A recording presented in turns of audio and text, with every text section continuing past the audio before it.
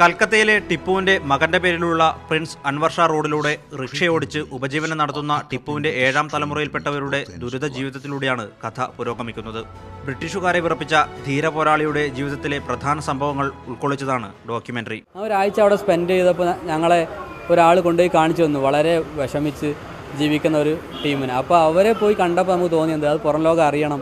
കാരണം അവർ ഒരു ദിവസം സൈക്കിൾ റിക്ഷ വാടകയ്ക്ക് എടുത്താണ് വലിക്കുന്നത്. 25 രൂപ വാടകയ്ക്ക് എടുത്തിട്ടാണ് അവർ സൈക്കിൾ റിക്ഷ വലിക്കുന്നത്. അവർക്ക് 50 രൂപയെ കിട്ടുള്ളൂ. അവരുടെ ഫാമിലി അത്രയും ബുദ്ധിമുട്ടിലാണ്.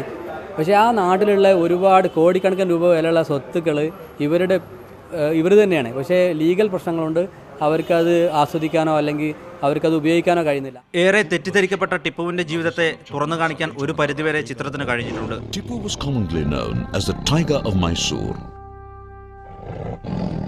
and adopted this animal as a symbol of his rule. The device, known as Tipu's Tiger, is on display in the Victoria and Albert Museum, London.